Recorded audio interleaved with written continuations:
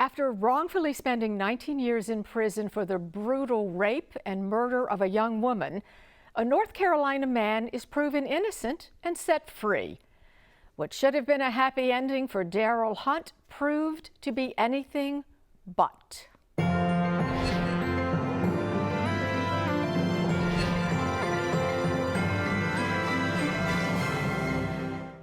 I'm Ann Bocock, and welcome to Between the Covers. Award-winning investigative journalist Phoebe Zerwick is my guest. Her decades-long, relentless research and her stories ultimately led to a convicted killer's exoneration and freedom. But that's only part of the story. It's told in her book, Beyond Innocence: The Life Sentence of Darrell Hunt. Phoebe, welcome. Thank you so much for being here. Oh, well, thank you so much for inviting me. It's such a pleasure to talk with you. And before we get started, congratulations on being shortlisted for the Southern Book Prize. That is a great honor and well-deserved. Oh, well, thank you so much. I want to get into the background because I think the audience needs to understand what was going on and what happened. It's 1984. It's August, Winston-Salem, North Carolina, and a young woman who's working at a newspaper, her name was Deborah Sykes, is getting ready to go to work. And it's very early in the morning. She parks about 2 blocks away. She never makes it to work. She's found nearby, her body is found in a park. So what we need to know is, at this moment in time, who was Darrell Hunt and why was he charged?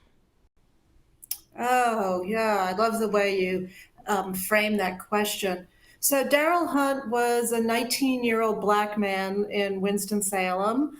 Um, he was essentially homeless that summer. He'd been raised by his grandfather, and then his grandfather died, and he'd broken up with his girlfriend, and he was hanging around with a man who was older than him, who was his best friend. His name was Sammy Mitchell, and they spent so much time together that people around the neighborhood referred to them as the Blues Brothers. And Sammy Mitchell was somebody who was very well known to the police because he had a fairly long criminal record. And so Darrell Hunt's connection to Sammy Mitchell is what led to police focusing on him as a suspect in this crime. There was a long series of events that included a phone call by another man, a 911 call by a man who witnessed this crime, and for reasons that nobody has understood, he identified himself as Sammy Mitchell. So police that night went immediately to find Sammy Mitchell, and they found Darrell Hunt instead. And so Darrell Hunt became, over the course of a month, the focus of their investigation. Yeah, and then let's get to 2003. You're now a Yes. reporter at the Winston-Salem Journal, and this is 20 years later. You're assigned Yeah. a story about Darrell. What was the assignment? What did they want you to do? Yeah. So Darrell Hunt's case had been in the news since his arrest. So first of all, it was the kind of crime that's going to make it to the news. It was the rape and murder of a white woman who was going to work, just minding her own business and going to work, and the witnesses saw a Black man with her. So immediately, this is the kind of crime that is going to put pressure on the police, that's going to feed into the stereotypes that we've had in this country since our founding, this idea, this myth that Black men are sexual predators.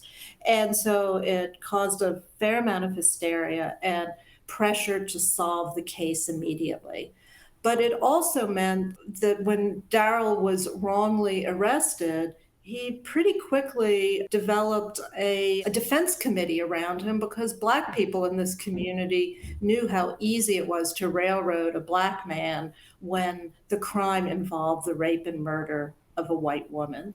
And so this case had been in the news for 20 years since I started at the paper in 1987.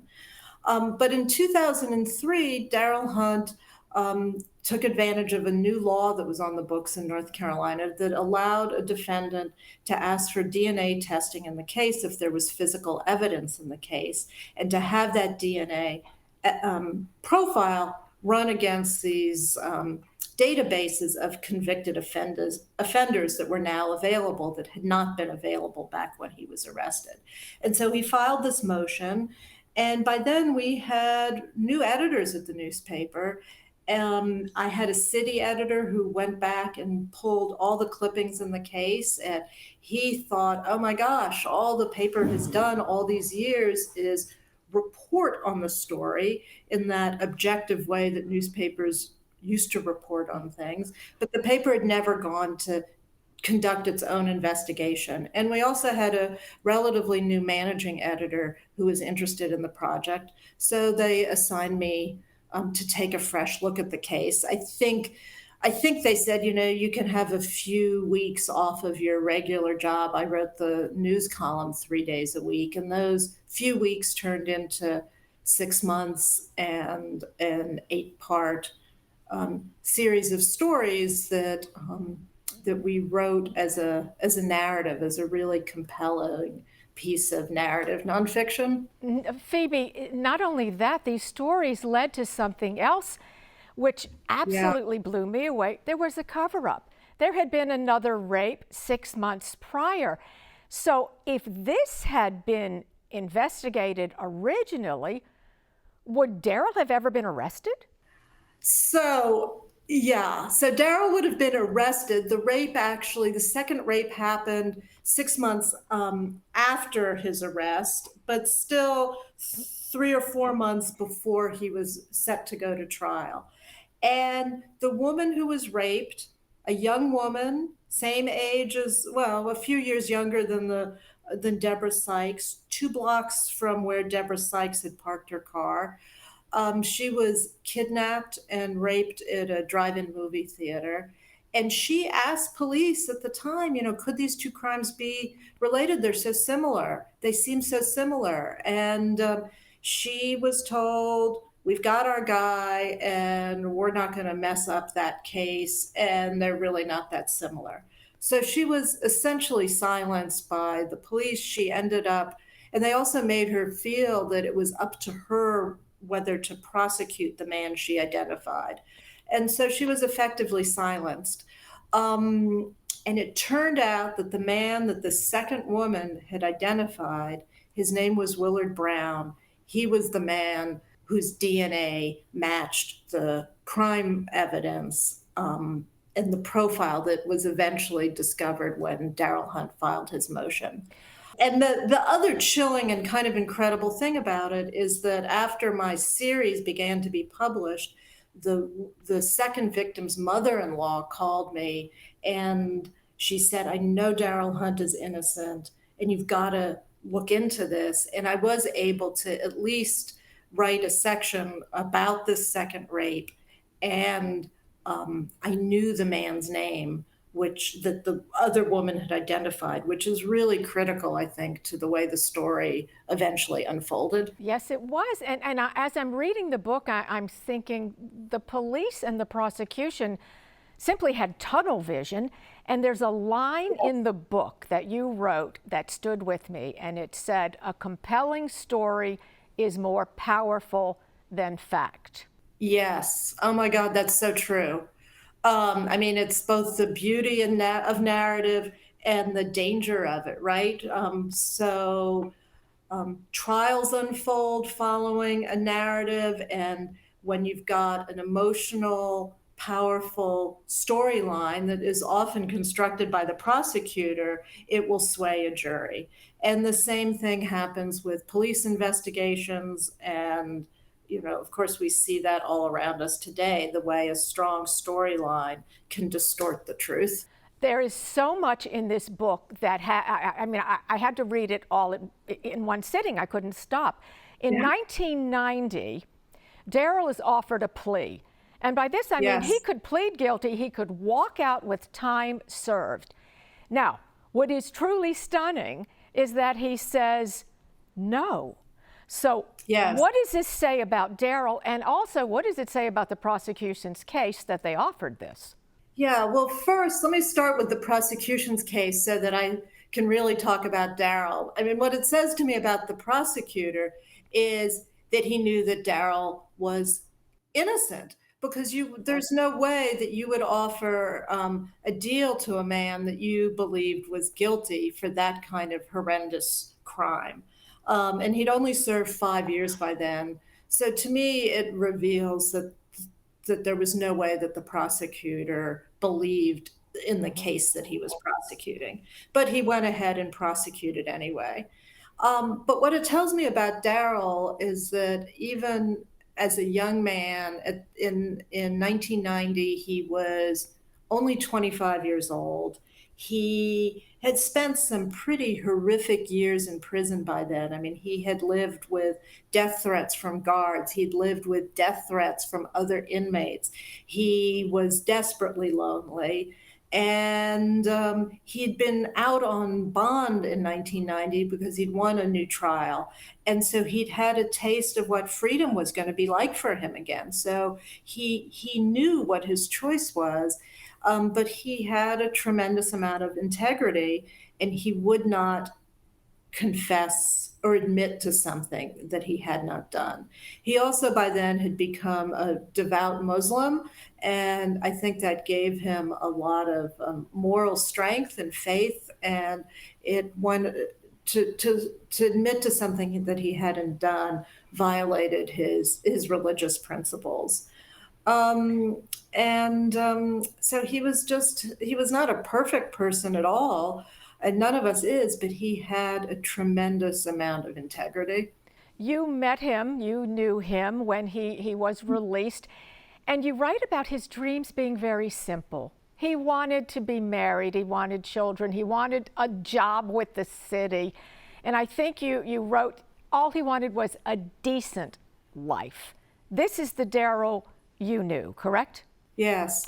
And that phrase, a decent life, comes from, those are his words. He used, when he was first arrested, his attorney interviewed him and asked him what he wanted. And he said, really, all I want is a decent life, is to live a decent life. And this is not what happened. Daryl gets free. He is not destined for a simple life because all of a sudden, he has a new purpose. He is now this champion for justice. There was a documentary made about his life. What you knew him, what did this do to him? What did this responsibility, how did this change him? Yeah, so of course I did know him, but I really didn't pick up on the burden this responsibility was creating for him. I think I sensed it a little bit, but I really thought that he was thriving, that he'd come out of prison, that he'd become this champion, that he'd become this eloquent speaker, and he was accomplishing so much as a social justice advocate in North Carolina. But privately, he was really suffering. So one of the things that was so difficult for him was this film that was so successful. He often went to events and they'd show the film and then he would speak, but reliving the trauma that he'd suffered was really damaging to him. And even talking about it was damaging for him. And there was a lot of expectation that people put on him, or that to some extent he had for himself. But it created a situation where I don't think that he felt free to just be the simpler person that he really wanted to be. And the other thing that this part of his life reveals is that, of course, he'd been in prison for 20 years. He didn't have an education and he didn't have a resume, and he really wasn't qualified for a regular job. And he also, even though he'd been exonerated, that prison record still showed up when anybody would do a records check on him. So he was really burdened by this prison record that he had, even though he was innocent. And also people, there were just people, people like to be around celebrities, and so he felt this obligation to people to be there for them.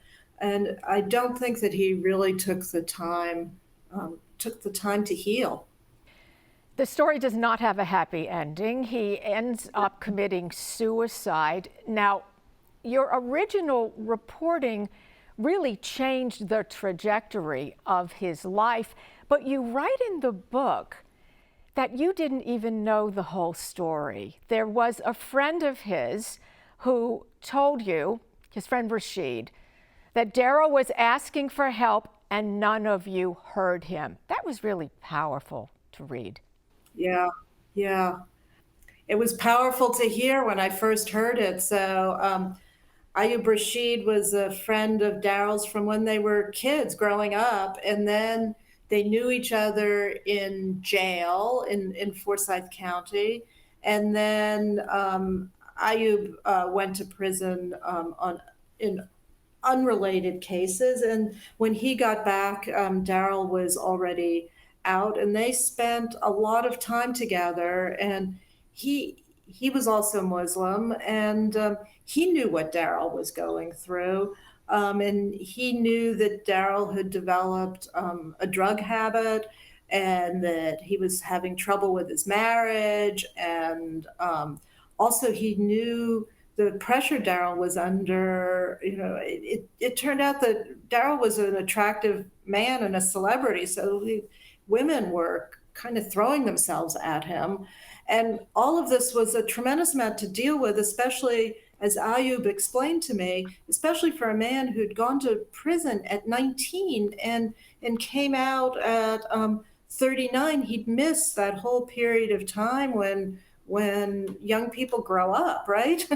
And so he and Daryl spent a tremendous amount of time together, and I think that as he helped me understand the pain that Daryl was suffering, and also all the signs that all of the activists and lawyers around him, who sort of looked like an entourage in a way, all the signs that people, including myself, had missed. There are quite a few interesting characters in the book that you Yeah. detail. And I'd like to talk about Daryl's ex-wife if we could.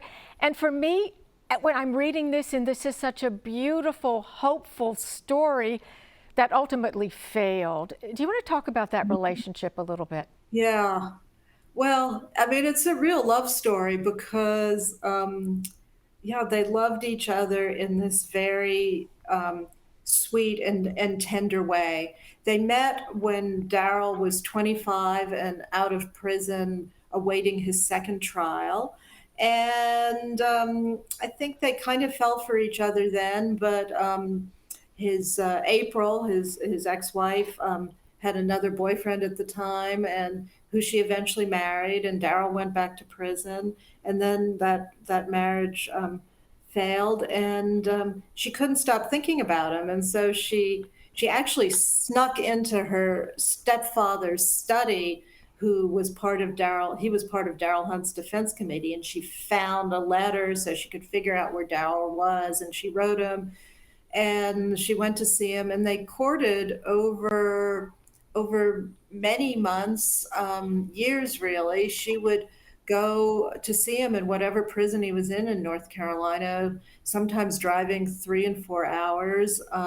She went every other weekend, and they courted, in the visitation area of a prison, and would share food and drinks from the vending machine. Sometimes she brought her kids, and she kind of became his rock. And this courtship was going on during the period of time when Daryl was appealing his conviction. And it was a time of, I think, real loneliness, and also despair, because his lawyers would get all excited. They'd have a hearing, or they'd file another round of appeals. There'd be this sense they'd find new evidence. There'd be this sense that he would get out and then he would be turned down and rejected again by the court. And it was April who was there to really provide love and kind of a connection to the outside world. To know that you're being sentenced for a horrific crime that you didn't do brings up another thread throughout this book, and that's systemic racism. This poor young black man did not stand a chance. And through this book, I'm hoping that we can recognize the mistakes that we have made in our history, in our criminal justice system. I don't know if that was your intent, but it is certainly there. Yeah, absolutely. It was my intent. My hope was that by reading this compelling story with all of these characters and the love story and the friendships and the absolute devotion of Daryl's attorneys and the people in the defense committee. So there's so much for readers to connect with. My hope is that readers get drawn into a story that also helps them feel what it's like to be in Daryl's position, what it's like to be a 19-year-old kid who is thrown into a jail cell for a crime that he had nothing to do with, and what it's like to hear the jailers say, well, the last N word we had in here, we found hanging. So I'm hoping that readers who have not had that life experience can experience what that's like through Daryl's story and the story of the people who cared about him so much. Your articles not only won awards, it also led to DNA evidence that changed Daryl's life. This is journalism at its best. So now I want your take on this, because with the death of newspapers, social media now is, the predominant news source. How problematic is that for a journalist? Oh my gosh, this is my favorite topic. But the news we get on social media comes from a newspaper or a television station, comes from reporters like the reporter I was 20 years ago working at the Winston-Salem Journal. And newsrooms have been slashed because the business model for journalism has been undermined so much by social media. And without journalists doing the kind of work that I and so many other journalists did around the country, the chances of having a real check on power and a real check on what our courts are doing and what our local governments are doing and what our Congress is doing, that diminishes over time and really is a threat, I believe, to our democracy. The big papers are thriving right now, but the mid-size and small news organizations are really, really struggling. And it means that the Daryl Hunts of the world don't have the local journalists around to look into what's happening to them or to look into the systems, the court systems and the police systems that lead to the kind of wrongful conviction that Daryl endured. You dedicated the book to Daryl Hunt, and I think it's very telling that not only is the story important to you, but how important the man was to you. And in the couple of minutes that we have left, I'd like to leave the story for a little bit and just talk about you. You are Director of Journalism at Wake Forest University. So I want to know, what's something you've learned from your students? I've learned so much from my students. I mean, I've learned so much about writing from my students, but we've just finished up the semester and I get to read their reflections on their courses, and they have learned that the fun of journalism and the joy of it, and that the key to journalism is curiosity and a willingness to explore the world. And the other thing that is really important to my students that they find in our journalism classes is a sense of community and a sense of common purpose. And that just is so touching and moving to me, because especially after 3 years of isolation from COVID, I think young people are really hungry for a sense of connection and common purpose. And I've learned, I've refound the joy in that through my students. Um, and yeah, I've learned a lot about telling stories and writing from teaching them how to do it. And my last one is, if you hadn't been a journalist and a writer, what do you think your Yeah. career path would have been? Oh my gosh. Well, I had thought I was going to go to medical school, and then at the time I was, 21 years old, and the idea of spending 4 more years in school and 4 years in a hospital just depressed the heck out of me. But I think that that would have been, the other path for me. Um, I don't know. I always had there was always a part of me that really wanted to be, a naturalist. So, but I didn't pursue it. Maybe if I'd pursued that, I would have been, I don't know, a park ranger. You made the right choice, Phoebe. Beyond Innocence is the life sentence of Daryl Hunt. It's a powerful, compelling book. Phoebe Zurich, thank you so much for sharing this time with us. Thank you, Anne. I really, really enjoyed the conversation. I'm Ann Bocock. Please join me on the next Between the Covers.